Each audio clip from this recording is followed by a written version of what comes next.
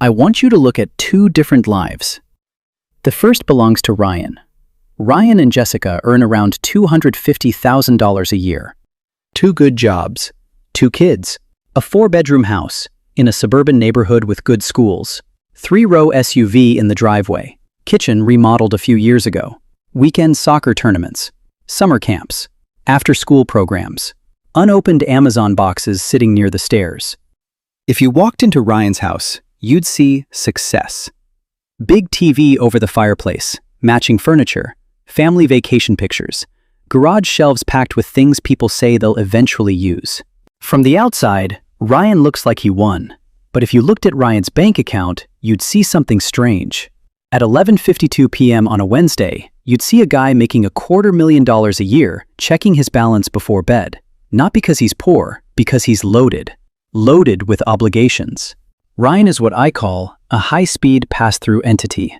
Money enters his account, takes a quick look around, and immediately leaves. Mortgage, car payment, insurance, HOA fees, after-school programs, summer camp deposits, streaming subscriptions, credit cards. Then something random appears. The orthodontist says braces are coming. Soccer tournament weekend suddenly means hotel rooms. Costco somehow turns into $387. And nobody remembers why Apple charged $18.99 again. Before the month is halfway over, most of Ryan's paycheck already has somewhere to be. Ryan doesn't own his paycheck. His paycheck has appointments. Now look at the second life. This belongs to Chris. Chris and his wife earn around $95,000 a year. Smaller house, one paid-off car, older furniture, no recent remodel, no pressure to constantly upgrade. Nothing in Chris's life would make strangers jealous. But Chris hasn't felt that knot in his stomach over money in years. He has emergency savings, investments, and enough breathing room to survive losing a job. Same city, same inflation, same grocery prices, same economy. But somehow, the family earning less than half owns more freedom. This isn't a story about being cheap. This is a forensic audit of something I call lifestyle gravity. Because every purchase starts pulling on your future. You've been told more stuff creates a better life. The math says something different.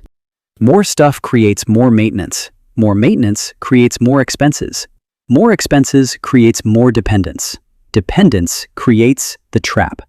Today, I'm going to show you 7 principles that can reclaim over $1,000 a month without changing jobs, without starting a side hustle, and without living like you're being punished. Because if you ignore this, you aren't buying a lifestyle. You're volunteering for a 40-year work sentence with heated seats. Let's open the books. The biggest mistake people make is buying something and asking, "Can I afford this?" Wrong question. You're only looking at the entry fee. You're ignoring the ownership shadow. Everything you own costs money twice. First, the transaction. Second, the ownership tax. Maintenance, insurance, storage, replacement, mental bandwidth. Let's run the math. That treadmill you bought for $800, 20 square feet, used 5 times. Congratulations, you didn't buy an $800 treadmill. You bought an $800 treadmill, plus years of storage costs, for a machine that eventually became a clothing rack. Every American garage starts with a dream, then slowly becomes an archaeological site. Camping gear, holiday decorations, paint cans from 7 years ago, extension cords, mystery cables, boxes labeled important. Nobody even knows what's inside anymore. Look around the room you're in. How many things haven't been touched? In 6 months, you're paying a mortgage to store old decisions. Minimalists understand something most people miss. Every object is a tenant. If that tenant isn't paying rent, through utility or happiness, it's stealing from your future. Second principle, apply the replacement test. Walk around your house this weekend. Look at every item over $50. Ask, if this vanished tomorrow, would I immediately replace it? Be honest. That exercise bike? No. That kitchen gadget? No. Those decorative pillows? Absolutely not. These are zombie assets. They stopped creating value years ago, but they're still consuming energy. You clean them, move them, store them, organize them. And Americans are especially good at collecting hobby graveyards. The "I'm gonna start golfing" phase, the "I'm gonna start woodworking" phase, the "I'm finally gonna get into fitness" phase. Thousands of dollars later, the hobby disappears. The equipment doesn't. The boring rich don't have clutter. They have inventory control. Third principle: beware the multiplier. Lifestyle purchases never travel alone. Ryan isn't trying to impress strangers. He's trying to keep up with people he sees every day. Parents at school pickup, coworkers, neighbors, friends. Because lifestyle pressure rarely comes from celebrities. It comes from people standing 10 feet away. A bigger house becomes more furniture, more decorations, more maintenance, more expectations. Then eventually, more stress. Fourth principle: never upgrade because you're bored. Modern companies spend billions making perfectly functional things feel old. Americans replace phones far sooner than necessary, not because phones stop working, because excitement stops working. Your TV still works, your car still drives, your phone still functions. Nothing failed, you just got used to it.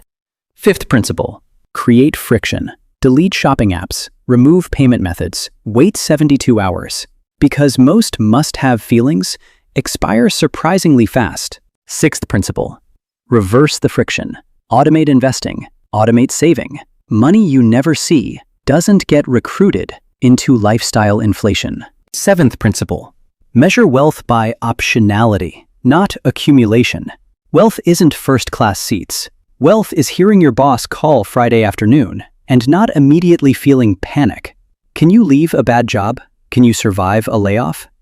Can you spend more time with family? Can you breathe? That's wealth. Let's look at the result. Reduce ownership taxes, $300. Avoid boredom upgrades, $400.